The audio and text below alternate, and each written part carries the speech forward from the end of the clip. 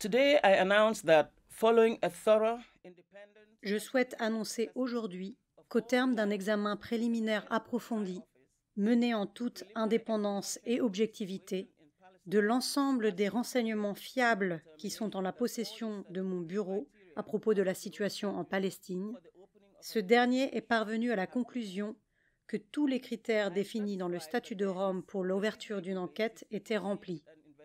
Je suis convaincu qu'il existe une base raisonnable justifiant l'ouverture d'une enquête dans la situation en Palestine en application de l'article 53.1 du statut. En résumé, je suis convaincu 1. Que des crimes de guerre ont été commis ou sont en train de l'être en Cisjordanie, notamment à Jérusalem-Est et dans la bande de Gaza. 2. Que les affaires susceptibles de résulter de la situation en cause étaient recevables. Et 3. Qu'il n'existe aucune raison sérieuse de penser que l'ouverture d'une enquête desservirait les intérêts de la justice. Puisque l'État de la Palestine a déféré la situation en cause, il n'est pas nécessaire de demander à la Chambre préliminaire l'autorisation d'ouvrir une enquête, et je n'ai pas l'intention de le faire. Cependant, compte tenu du caractère unique et hautement controversé des questions juridiques et factuelles liées à cette situation, à savoir le territoire au sein duquel l'enquête peut être menée, j'ai décidé de demander à la Cour de se prononcer, comme il est prévu par l'article 19.3 du statut, pour résoudre cette question spécifique.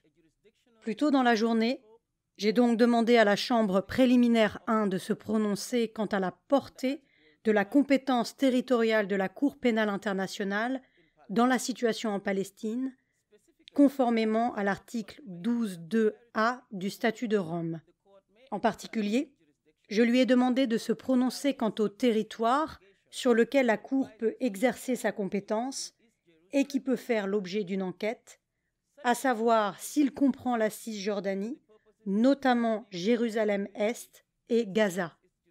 Cette décision ne portera que sur la capacité de la Cour à exercer sa compétence en vertu du statut et sur la portée de cette dernière. Comme je l'ai indiqué dans les observations que j'ai présentées à la Chambre, compte tenu du caractère unique de la situation en cause, il est impératif que les juges se prononcent sur la question du territoire sur lequel je peux enquêter avant même que je ne commence l'enquête, et non une fois que celle-ci sera finie.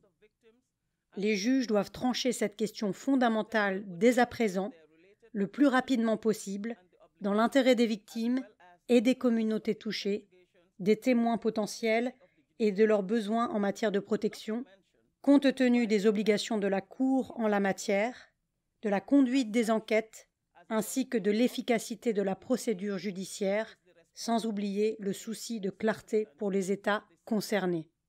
Ainsi, en tant qu'organe chargé des poursuites, nous sommes convaincus qu'il s'agit là d'une mesure raisonnable et nécessaire au vu des circonstances propres à cette situation.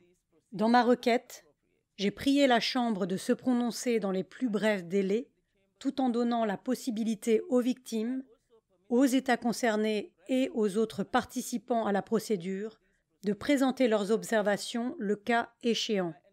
En demandant ouvertement et en toute transparence à la Chambre de statuer sur cette question importante, j'espère faciliter la tâche de cette dernière, mais aussi renforcer la légitimité de sa décision et de l'enquête que je vais mener, et apporter plus de clarté à l'ensemble du processus. Il est crucial que la Chambre tranche cette question spécifique dont elle est saisie, sans retard excessif, afin que mon bureau puisse prendre les mesures appropriées en conséquence.